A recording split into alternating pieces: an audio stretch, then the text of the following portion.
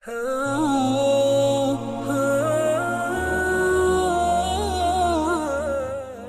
تعالیٰ سورہ ہود میں فرماتے ہیں، پس جب ہمارا حکم آیا تو ہم نے اس کا اوپر والا حصہ نیچے کیا اور ان پر کنکریلے پتھر برسائے جو تہ بتہ تھے، تیرے رب کی طرف سے نشاندار تھے، اور وہ ان ظالموں سے کچھ دور نہیں تھے۔ سورۃ الحجر میں اللہ فرماتے ہیں، روشنی ہوتے ہی انہیں بڑے زور کی چیخ نے پکڑ لیا، پھر ہم نے اس کا بلند حصہ نیچے کیا اور ان پر کنکر والے پتھر برسائے۔ سورۃ الشعراء میں اللہ فرماتے ہیں، اور ہم نے ان پر ایک خاص قسم کا می برسایا، پس بہت ہی برا می تھا جو ڈرائے گئے ہوئے لوگوں پر برسا۔ یہ ماجرا بھی سراسر عبرت ہے، ان میں سے بھی اکثر مسلمان نہ تھے۔ بے شک تیرا پروردگار وہی ہے، غلبے والا، مہربانی والا۔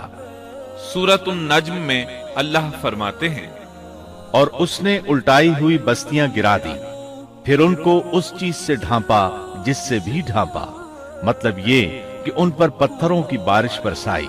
پس تم اپنے رب کی کون کون سی نعمتوں میں جھگڑو گے؟ یہ شخص بھی پہلے ڈرانے والوں کی طرح ایک ڈرانے والا ہے۔ اس طرح یہ بستی سدوم بحر مردار کے علاقے میں تہس نہس ہو گئی، اور اس کے آثار و نشانات قیامت تک کے لیے چھوڑ دیے گئے ہیں۔ ان نشانات کو اسی لیے باقی چھوڑا گیا ہے کہ سارا جہان ان کو دیکھ کر عبرت پکڑے، فحاشیوں سے باز آ جائے، خاص طور پر سب سے بڑی فحاشی جو قوم لوط کا عمل تھا، اس سے باز آ جائیں۔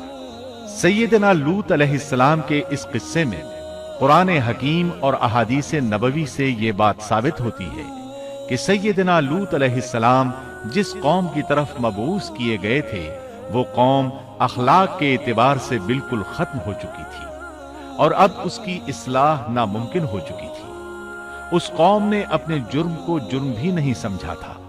عام مقامات پر اعلانیہ بے حیائی کرنا ان کا مشغلہ تھا۔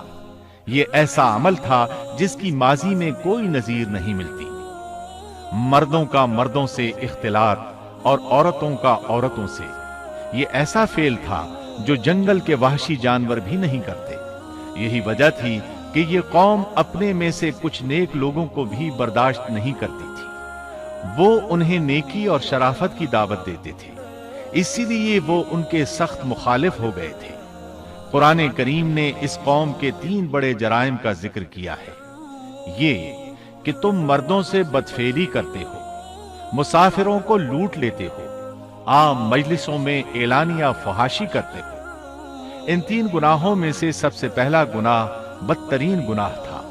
یہ گناہ اس قوم سے پہلے کسی نے نہیں کیا تھا، گویا وہ اس گناہ کو ایجاد کرنے والے تھے، اور یہ گناہ زنا سے بھی زیادہ شدید ہے۔